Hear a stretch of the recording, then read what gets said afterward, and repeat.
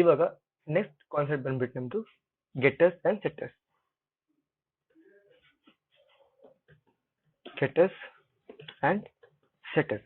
So ಮೊದಲನೇದಾಗಿ ನಮ್ಗೆ ಗೆಟರ್ಸ್ ಮತ್ತು ಸೆಟ್ಟರ್ಸ್ ಅಂದ್ರೆ ಏನು, ಮತ್ತೆ ಅದನ್ನ ನಾವು ಎಲ್ಲಿ ಯೂಸ್ ಮಾಡ್ತೀವಿ ಅಂತ ನಾವು ನೋಡ್ತಾ ಹೋಗೋಣ. ಸೊ ಮೊದಲನೇದಾಗಿ ಗೆಟರ್ಸ್ ಅಂಡ್ ಸೆಟ್ಟರ್ಸ್ ಅಂತ ಹೇಳಿದ್ರೆ ಅದೊಂದು ಆಕ್ಚುಲಿ ಮೆಥಡ್. ಸೊ ಮೆಥಡ್ ಅಂತ ಹೇಳಿದ್ರೆ ಒಂದು ಕ್ಲಾಸ್ ಅಲ್ಲಿ ನಾವು ಫಂಕ್ಷನ್ ಬರಿತೀವಲ್ಲ ಅದು. ಸೊ ಗೆಟರ್ಸ್ ಅಂಡ್ ಮೆಥಡ್ಸ್ ಅಂತಂದ್ರೆ ಒಂದು special method that provide read and write access to object properties. ಒಂದ್ ವೇಳೆ ನಾವು ಆಬ್ಜೆಕ್ಟ್ ಅಲ್ಲಿ ಒಂದು ಕ್ಲಾಸ್ ಅಲ್ಲಿ ನಾವು ಒಂದು ಆಬ್ಜೆಕ್ಟ್ ಕ್ರಿಯೇಟ್ ಮಾಡಿದೀವಿ ಅಂತ ಅನ್ಕೊಳ್ಳಿ. ಒಂದು ಫಾರ್ ಎಕ್ಸಾಂಪಲ್ ನೇಮ್, ಏಜ್ ಅಥವಾ ಸಮಥಿಂಗ್ ರ್ಯಾಂಡಮ್ ಪ್ರಾಪರ್ಟೀಸ್ ಇರುತ್ತೆ ಅಂತ ಅನ್ಕೊಳ್ಳಿ. ಅದನ್ನೆಲ್ಲ ನಾವು ರೀಡ್ ಅಂಡ್ ರೈಟ್ ಆಪರೇಷನ್ ನಾವು ಏನ್ ಮಾಡ್ತೀವಿ ಅದನ್ನ ನಾವು ಗೆಟರ್ಸ್ ಅಂಡ್ ಸೆಟ್ಟರ್ಸ್ ಅಂತ ನಾವು ಕರಿತಾ ಹೋಗ್ತೀವಿ.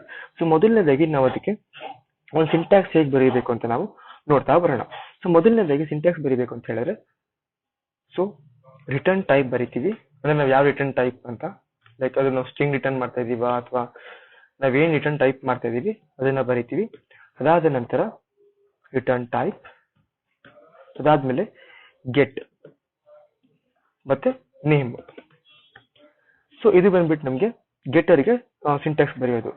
ಸೊ ನೆಕ್ಸ್ಟ್ ಬಂದ್ಬಿಟ್ಟು ನಮ್ದು ಸೆಟ್ಟರ್ಗೆ ಸೆಟ್ ನೇಮ್.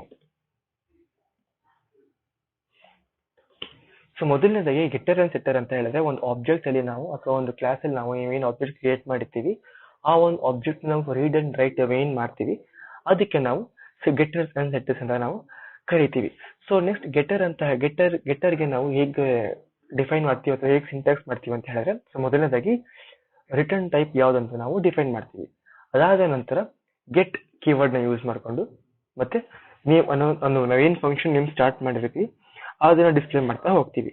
ಸೊ ನೆಕ್ಸ್ಟ್ ನಾವು ಸೆಟ್ಟರ್ಸ್ ಬಂದಾಗ ಸೆಟ್ ನೇಮ್ ನ ಯೂಸ್ ಮಾಡ್ತೀವಿ. ಸೆಟ್ ಕೀವರ್ಡ್ ನ ಯೂಸ್ ಮಾಡ್ಕೊಂಡು ಅದಾದ್ಮೇಲೆ ಯಾವ ನೇಮ್ ಕೊಡ್ತೀವಿ ಅಂತ ನಾವು ಡಿಫೈನ್ ಮಾಡ್ತಾ ಹೋಗ್ತೀವಿ. ಸೊ ನಿಮ್ಗೆ ಸೆಟ್ ಅಲ್ಲಿ ನಿಮ್ಗೆ ಯಾವುದೇ ರೀತಿಯ ಒಂದು ರಿಟರ್ನ್ ಟೈಪ್ ಅಂತ ನಿಮ್ಗೆ ಇರೋದಿಲ್ಲ. ಸೊ ಇದನ್ನ ಕಮೆಂಟ್ ಔಟ್ ಮಾಡ್ತಾ ಇದ್ದೀನಿ. ಸೊ ಮೊದಲನೇದಾಗಿ ಈಗ ನಾವು ಒಂದು ಎಕ್ಸಾಂಪಲ್ ನೋಡ್ತಾ ಹೋಗೋಣ. ಸೊ ಕ್ಲಾಸ್ ಎ ಅಂತ ನಾವು ಡಿಫೈನ್ ಮಾಡಿದ್ದೀನಿ. ಇದಕ್ಕೆ ನಾನು where X is equals X ಅಂತ ನಾನು ಕೊಡ್ತೀನಿ. ಸೊ ನೆಕ್ಸ್ಟ್ ಪ್ರಾಪರ್ಟಿ ಬಂದಾಗ ನಾನು ಒಂದ್ ವೇಳೆ ನಾನು ಇದಕ್ಕೆ for example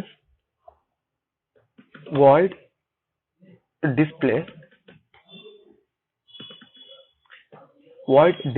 Avodha promise you a bright future. Learn now, pay after you land the job. Register now.